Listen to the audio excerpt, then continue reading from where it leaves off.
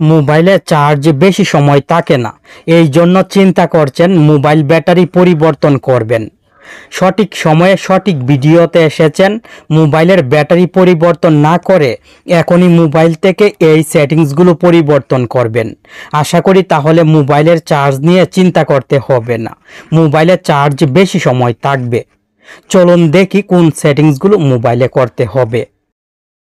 আপনার যে মোবাইলে চার্জ বেশি সময় থাকে না, চার্জ তাড়াতাড়ি কমে যায়, সেই মোবাইলের সেটিংসে চলে আসবেন।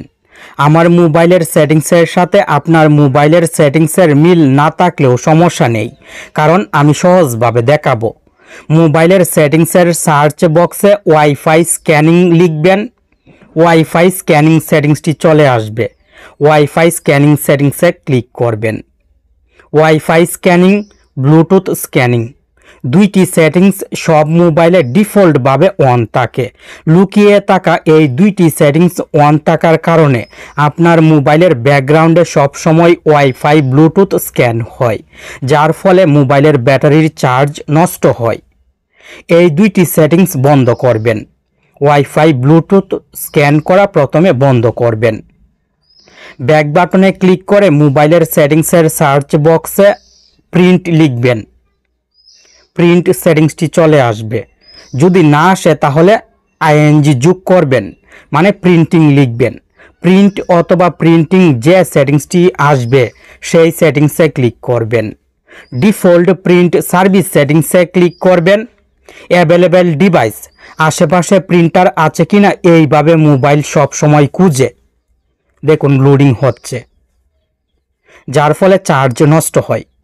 মোবাইলের ব্যাটারি ব্যাকআপ বাড়ানোর জন্য অপ্রয়োজনীয় ডিফল্ট প্রিন্ট সার্ভিস সেটিংসটি বন্ধ করবেন। এই সেটিংসটি কিন্তু অন রাখবেন না। মোবাইলের স্ক্রিনের উপরের দিক থেকে নিচের দিকে সোয়াইপ করে লোকেশন অপশনটি খুঁজে বের করবেন।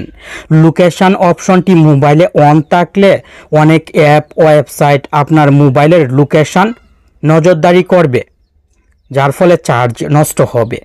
লোকেশন অপশনটি অফ রাখবেন। আমি মোবাইল কালো করে ব্যবহার করছি। মোবাইলের চার্জ এই জন্য বেশি সময় থাকে, ডিসপ্লে কম চার্জ নষ্ট করে।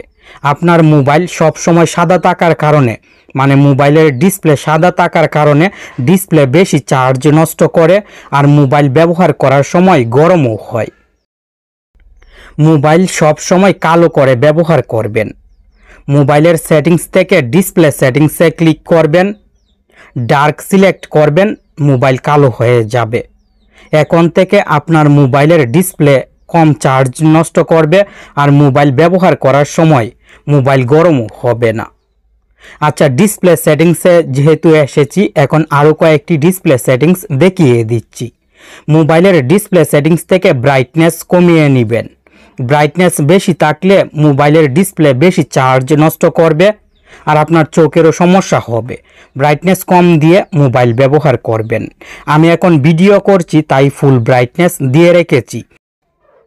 নিচের দিক থেকে রিফ্রেশ রেট সেটিংসে ক্লিক করবেন। আমি কম দামি মোবাইল ব্যবহার করি, তাই এখানে দুইটি অপশন শো হচ্ছে। আপনার মোবাইল যদি আরও ভালো ব্র্যান্ডের হয়, দামি হয়, তাহলে এখানে আরও বেশি স্ক্রিন রিফ্রেশ রেট অপশন থাকবে। সবচেয়ে কম রিফ্রেশ রেট সিলেক্ট করবেন। কম রিফ্রেশ রেট সিলেক্ট করে মোবাইল ব্যবহার করলে মোবাইল অনেক ফাস্ট চলবে, মোবাইল হ্যাং করবে না, স্লো কাজ করবে না, মোবাইলের ব্যাটারি ব্যাকআপও বৃদ্ধি পাবে। ব্যাক বাটনে ক্লিক করে মোবাইলের সেটিংসে চলে আসবেন। সেটিংসের সার্চ বক্সে নোটিফিকেশনস লিখবেন। অ্যাপ নোটিফিকেশনস সেটিংসটি চলে আসবে। অ্যাপ নোটিফিকেশনস সেটিংসে ক্লিক করবেন। ম্যানেজ অল অপশনে ক্লিক করবেন। রিসেন্টে ক্লিক করে অলে ক্লিক করবেন। মোবাইলে যে অ্যাপগুলো ইনস্টল করা আছে সব অ্যাপ সিরিয়ালভাবে এখানে থাকবে। ক্রোম ব্রাউজার থেকে প্রথমে সেটিংসটি বন্ধ করবেন। যে অ্যাপগুলোর নোটিফিকেশন আপনার কোনো দরকার হয় না, কাজে লাগে না, সেই অ্যাপগুলোর সেটিংস বন্ধ করবেন। আপনি জানলে অবাক হবেন, কোনো অ্যাপ থেকে নোটিফিকেশান আসার সময় অ্যাপটি মোবাইলের ব্যাকগ্রাউন্ডে রান হয়ে অনেক চার্জ নষ্ট করে। অবশ্যই অপ্রয়োজনীয় অ্যাপ থেকে নোটিফিকেশান আসা বন্ধ করবেন। মোবাইলে এই সব সেটিংস করার পরেও যদি চার্জ কম থাকে তাহলে কষ্ট করে মোবাইলের সব সেটিংস রিসেট করে নেবেন।